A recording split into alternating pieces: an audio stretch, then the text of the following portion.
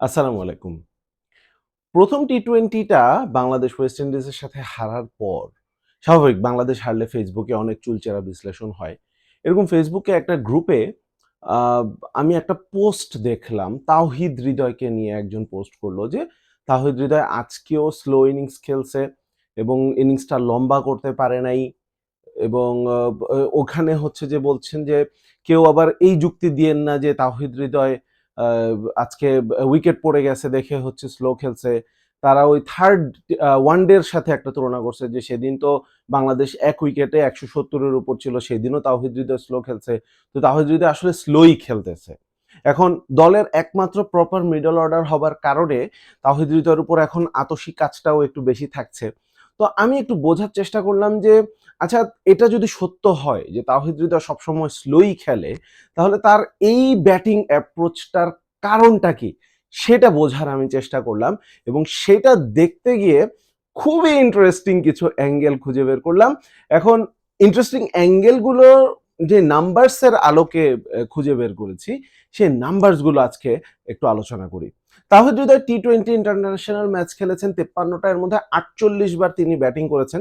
আমরা এই ৪৮টা ম্যাচ নিয়ে আজকে কথা বলবো। যে তিনি ব্যাট করেছেন। মূলত যেহেতু তিনি ব্যাটার, তো ব্যাট হাতেই তার ইমপ্যাক্ট রাখার সম্ভাবনাটা সবচেয়ে বেশি।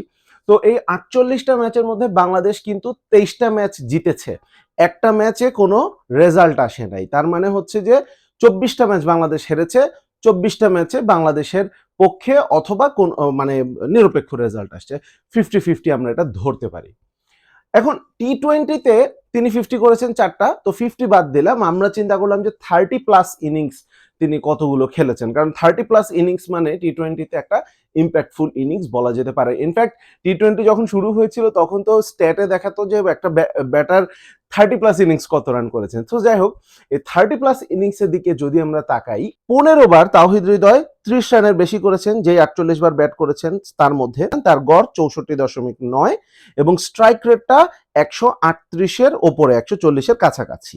এই ১৫টা ইনিংসের মধ্যে বাংলাদেশ কিন্তু 10টা ম্যাচ জিতেছে। অর্থাৎ হৃদয় ৩০-এর বেশি রান করেছেন এমন ম্যাচে বাংলাদেশ বেশিরভাগ সময় জেতে।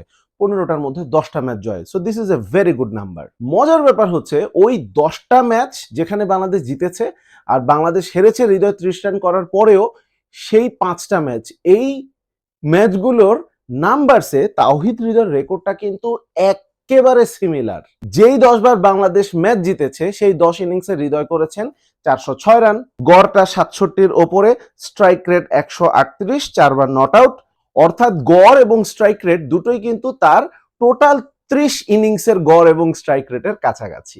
এর মধ্যে দুটো ইনিংসে তার কিন্তু ১০০-র নিচে স্ট্রাইক রেট ছিল, দুটো ইনিংসে স্ট্রাইক রেট ছিল ১২০-এর ঘরে, দুটো ইনিংসে স্ট্রাইক রেট ছিল ১৪০-এর ঘরে, দুটো ইনিংসে স্ট্রাইক রেট ছিল ১৫০-এর ঘরে, একটা ইনিংসে স্ট্রাইক রেট ১৮০-র ঘরে এবং একটা ইনিংসে স্ট্রাইক রেট ছিল ২০০-র ঘরে। আর হৃদয় ৩০ রান করার পরেও বাংলাদেশ যে ৫টা ম্যাচ হেরেছে, সেই ৫ ম্যাচে হৃদয় ৬০.৭৫ গড়ে ২৪৩ রান করেছেন, স্ট্রাইক রেট ১৩৮.৮৫। অর্থাৎ এখানেও তার স্ট্রাইক রেট এবং এভারেজ কিন্তু একদমই সিমিলার। একবার নট আউট ছিলেন। সেই ৫ ইনিংসের ইন্ডিভিজুয়াল স্ট্রাইক রেটের দিকে যদি আমরা তাকাই, একবার ১১০-এর নিচে ছিল, মানে ১০০-র উপরে কিন্তু ১১০-এর নিচে, এক ইনিংসে ১২০-এর ঘরে, এক ইনিংসে ১৪০-এর ঘরে, এক ইনিংস ১৫০-এর ঘরে, এক ইনিংস ১৮০-র ঘরে। আচ্ছা, এটা তো গেল ৩০-এর বেশি যখন রান করেছেন হৃদয় তখনকার কথা। ২০ বা তার বেশি কিংবা ৩০ থেকে কম, অর্থাৎ ২০ থেকে ২৯ রানের মধ্যে তাওহিদ হৃদয় আটকা পড়েছেন ৮ বার, ৮টা ইনিংসে। সেই ৮টা ইনিংসের অত ডিটেইলে না যাই, কিন্তু ৮টা ইনিংসের মধ্যেও কিন্তু বাংলাদেশ মেজরিটি ম্যাচ জিতেছে, অর্থাৎ ৫টা ম্যাচ বাংলাদেশ জিতেছে, মোর দ্যান 50%। তাহলে তাওহিদ হৃদয়ের ৪৮ ইনিংসের মধ্যে তিনি ২৩টা ইনিংসে ২০ রানের বেশি করেছেন। এই ২৩টা ম্যাচে বাংলাদেশ ১৫টাই কিন্তু জিতেছে। এবার যদি দেখি তাওহিদ হৃদয় ২০ রানের কম করে, তখন বাংলাদেশের রেকর্ডটা কি ছিল? ১১টা ইনিংসে তাওহিদ হৃদয় ১০ থেকে ১৯ রানের মধ্যে আউট হয়ে যায় এবং এই ১১টা ম্যাচের মধ্যে বাংলাদেশ ৫টা জিতে, অর্থাৎ 50%-এর কম। আর সিঙ্গেল ডিজিটে যখন তাওহিদ হৃদয় আউট হয়েছেন, অর্থাৎ ডাক মারা থেকে শুরু করে ৯ রানের মধ্যে তিনি যখন আউট হন, এমন ইনিংস হচ্ছে ১৪টা, এবং এই 14টা ম্যাচের মধ্যে বাংলাদেশ জিততে পেরেছে মাত্র 3টা ম্যাচ। একটা ম্যাচ পরিত্যক্ত হয়েছে বৃষ্টিতে। মানে 14টার মধ্যে 10টাই কিন্তু বাংলাদেশ হেরেছে। তাহলে ব্যাপারটা কি হলো?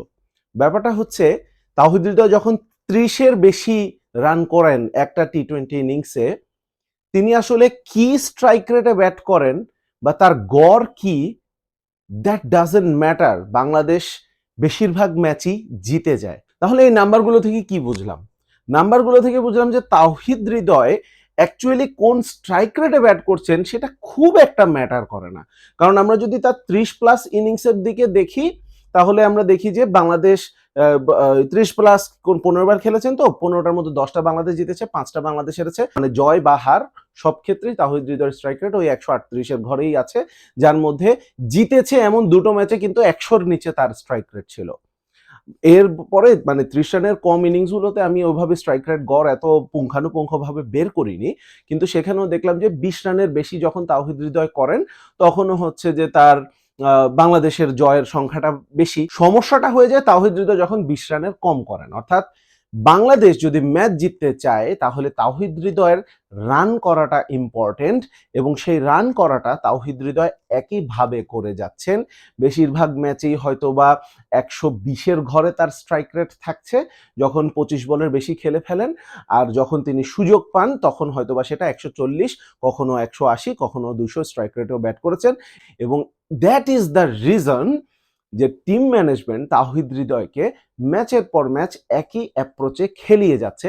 কারণ দিন শেষে ক্রিকেট একটা টিম গেম, এবং টিমের রেজাল্টটাই এখানে সবচেয়ে বেশি ম্যাটার করে। আপনার মতামতটা, আই এম প্রিটি শিওর আপনার মতামত খুব ইন্টারেস্টিং হতে যাচ্ছে। কমেন্টে জানাতে পারেন। চ্যানেলটা যদি এখনো সাবস্ক্রাইব না করেন, অবশ্যই চ্যানেলটা সাবস্ক্রাইব করবেন, এবং ডেফিনেটলি ভিডিওটা যদি ভালো লাগে লাইক বাটনে একটা ক্লিক করুন এবং বন্ধুদের সাথে শেয়ার করতে ভুলবেন না।